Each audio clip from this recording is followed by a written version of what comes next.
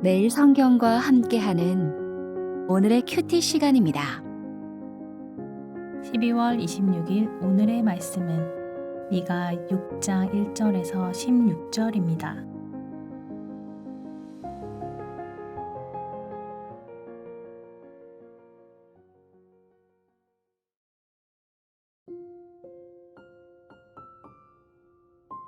너희는 여호와의 말씀을 들을지어다. 너는 일어나서 산을 향하여 변론하며 작은 산들이 내 목소리를 듣게 하라 하셨나니 너희 산들과 땅의 견고한 지대들아 너희는 여호와의 변론을 들으라. 여호와께서 자기 백성과 변론하시며 이스라엘과 변론하실 것이라. 이르시기를 내 백성아 내가 무엇을 내게 행하였으며 무슨 일로 너를 괴롭게 하였느냐 너는 내게 증언하라. 내가 너를 애굽 땅에서 인도해 내어 동노릇하는 집에서 속량하였고 모세와 아론과 미리암을 내 앞에 보냈느니라. 내 백성아 너는 모압 왕 발락이 꾀한 것과 부올의 아들 발람이 그에게 대답한 것을 기억하며 시딤에서부터 길갈까지의 일을 기억하라.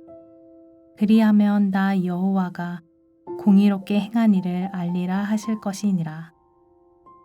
내가 무엇을 가지고 여호와 앞에 나아가며 높으신 하나님께 경배할까?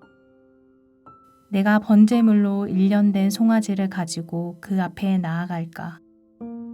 여호와께서 천천의 순양이나 만만의 강물 같은 기름을 기뻐하실까? 내 허물을 위하여 내 맏아들을 내 영혼의 죄로 말미암아 내 몸에 열매를 드릴까? 사람아, 주께서 선한 것이 무엇임을 내게 보이셨나니 여호와께서 내게 구하시는 것은 오직 정의를 행하며 인자를 사랑하며 겸손하게 내 하나님과 함께 행하는 것이 아니냐. 여호와께서 성읍을 향하여 외쳐 부르시나니 지혜는 주의 이름을 경외함이니라. 너희는 매가 예비되었나니 그것을 정하신 이가 누구인지 들을지니라. 악인의 집에 아직도 불의한 재물이 있느냐? 축소시킨 가증한 에바가 있느냐? 내가 만일 부정한 저울을 섞거나 주머니에 거짓 저울추를 두었으면 깨끗하겠느냐? 그 부자들은 강포가 가득하였고 그 주민들은 거짓을 말하니 그 혀가 입에 거짓되도다. 그러므로 나도 너를 쳐서 병들게 하였으며 내 죄로 말미암아 너를 황폐하게 하였나니 내가 먹어도 배부르지 못하고 항상 속이 빌 것이며 내가 감추어도 보존되지 못하겠고 보존된 것은 내가 칼에 붙일 것이며 내가 씨를 뿌려도 추수하지 못할 것이며 감람 열매를 밟아도 기름을 내 몸에 바르지 못할 것이며 포도를 밟아도 술을 마시지 못하리라. 너희가 오므리의 율례와 아합 집의 모든 예법을 지키고 그들의 전통을 따르니 내가 너희를 황폐하게 하며 그의 주민을 사람의 조속거리로 만들리라. 너희가 내 백성의 수욕을 담당하리라.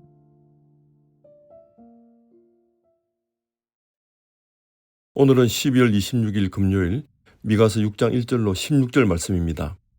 미가서를 마무리하는 6장 7장은 현실에 대한 냉철한 고발로 시작해서 하나님의 자비에 대한 압도적인 찬양으로 마무리합니다.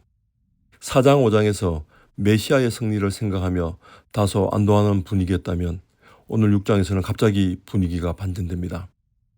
6장 7장은 앞에 4장 5장에서 구원 약속을 받은 백성이라면 마땅히 어떻게 살아야 하는지에 대한 질문이자 도전입니다. 4장 5장에서 메시아 왕국의 꿈을 꾸었다면 6장 7장은 그 꿈을 안고 이 제약된 현실을 어떻게 극복하고 살아내야 하는지를 질문하는 것입니다. 오늘 6장을 시작하면서 선지자의 장엄한 호소이자 준엄한 명령으로 시작합니다. 1절입니다. 너희는 여호와의 말씀을 들을지어다. 미가서가 세 번의 예언 모음집으로 매번 시작하는 첫 일성을 모두 들으라로 시작합니다. 1장 2절과 3장 1절 그리고 오늘 6장 1절인데 세 번의 들으라를 통해서 미가서 7장 전체를 세 번의 재판이 점진적으로 심화됨을 느끼게 합니다. 이스라엘의 죄가 너무도 명백하여 이 재판의 정당함을 법적으로 확정하는 하나의 신학적인 장치라 할 수 있겠습니다. 구약에서 들으라라고 하는 이 선포는 단순히 귀를 기울이라라고 하는 의미를 넘어 법정에서 정인을 소환하거나 피고에게 죄목을 알리는 엄중한 선언을 의미하는 것입니다. 오늘 1절 2절에서 이 의도를 명확하게 하면서 미가가 전하고자 하는 이 메시지를 더욱 강력하게 드러내기 위한 법정 소송을 다시 시작합니다. 백성들을 피고인으로 불러 세우고 하나님이 쓰신 또 하나의 성경, 산과 언덕, 땅과 견고한 기초인 대자연을 배심원 삼아 변론을 시작합니다. 하나님께서는 이스라엘이 언약을 어겼기 때문에 그들을 법정에 세우시는 검사이자 재판관으로 등장합니다. 이 미가서 세 부분의 각각은 죄에 대한 심판과 경고에서 회복과 소망의 약속이라고 하는 패턴을 반복하고 있습니다. 심판에서 구원으로 나아가는 점진적인 회복 메시지가 뒤로 갈수록 그 소망의 깊이가 더해갑니다. 첫 번째 부분인 1장 2장에서 사마리아와 예루살렘 멸망을 예고하지만 끝부분 2장 12절로 13절에서 남은 자를 모으실 하나님의 약속으로 마무리합니다. 그리고 두 번째 부분인 3장에서 5장은 심판받아 마땅한 지도자들의 타락을 질타하지만 가장 구체적인 대안으로 참 지도자이시며 참 성전이신 예수님을 바라보게 합니다. 그리고 이 단락에서 구원 예언의 핵심인 4장, 5장의 7가지 구원 예언을 통해 베들레헴에서 나실 메시아와 영원한 평화의 메시아 왕국을 약속합니다. 이제 오늘부터 묵상할 마지막 세 번째 부분 6장, 7장에서는 형식적인 제사를 꾸짖으시지만 결국 7장 18절에서 주와 같은 신이 어디 있으리까라는 미가의 고백으로 우리의 모든 죄를 발로 밟으시고 깊은 바다에 던지시는 용서하시는 하나님의 성품을 찬양하며 마무리합니다. 이런 점진적인 반복 구조를 통해서 하나님의 심판은 필연적이나 본심은 구원과 회복에 있음을 강조합니다. 따라서 미가서를 이렇게 세 부분으로 나누고 각각 들으라로 시작하는 이유는 이스라엘을 향한 하나님의 엄중한 법적 공의의 심판과 그럼에도 불구하고 언약에 신실하신 하나님의 해세들을 입체적이고 점진적으로 보여주기 위함입니다.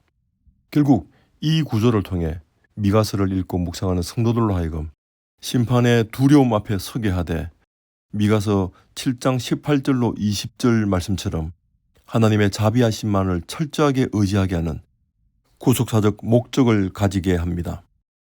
3절과 5절에서 내 백성아라며 다소 격앙된 하나님의 심정을 봅니다. 메시아가 오시니 아무렇게 살아도 된다라는 착각을 깨트리는 것처럼 다시 타락한 이스라엘 현실을 고발합니다. 차가운 이성으로 현실을 직시하고 뜨거운 가슴으로 하나님의 은혜를 붙잡으라는 것입니다. 지금 여기서 우리는 어떻게 살아야 하는지에 대한 윤리적이며 언약적인 요구입니다. 내가 너희들을 구원했는데 너희는 지금 어떻게 살아야 할까를 묻는 것입니다. 4절 5절은 지난날 하나님께서 이스라엘에게 보인 사랑입니다. 하나님은 이스라엘이라는 한 나라를 세우기 위해 어떤 구원을 베푸셨는지를 기억하라고 하십니다. 두 번의 중요한 구원 사건을 언급하며 하나님을 기억하고 전인격적인 암과 삶을 통해 나아가라 합니다. 하나님께서 진심으로 바라시는 것은 6절, 7절의 번제와 소제와 속건제가 아니라 8절의 말씀처럼 정의를 행하며 인자를 사랑하며 겸손하게 하나님과 동행하는 것입니다. 하지만 6절, 7절의 모습은 마치 하나님 얼마면 되겠습니까? 라고 묻는 것 같은 그런 인상을 주고 있습니다. 10절, 11절도 보시면 여전히 예루살렘은 부도덕한 사업 관행과 거짓과 폭력적인 언어들이 난무합니다. 그래서 하나님은 13절로 16절에서 판결하시며 질병과 곡식의 약탈로 땅이 황폐하게 되는 심판을 내리십니다. 그들은 수욕을 당할 것입니다. 미가서 1장 7절과 오늘 16절은 우상 숭배로 감사하고 있습니다. 남유다가 이미 망한 북이스라엘의 바알 숭배와 착취적인 사회 구조를 그대로 답습하고 있었음을 보여주는 충격적인 내용입니다. 역사적으로 이 시기는 아수르의 위협 속에서 사회적 불평등이 극에 달했던 때였습니다. 남유다도 결국 이스라엘처럼 가나안화 되어갔음을 알게 됩니다. 기도하겠습니다. 하나님, 우리 안에 애굽과 같은 가나안과 같은 뿌리 깊은 죄들을 봅니다. 하나님 은혜와 말씀이 없었으면 언제든지 범죄하기 쉬웠던 우리 존재들입니다. 그럼에도 불구하고 주와 같은 신이 어디 계십니까? 라는 미가의 고백처럼 다시 한번 하나님의 신실하신 사랑과 언약을 붙드는 복된 하루 되게 하여 주시옵소서. 감사드리며 예수님의 이름으로 기도합니다. 아멘.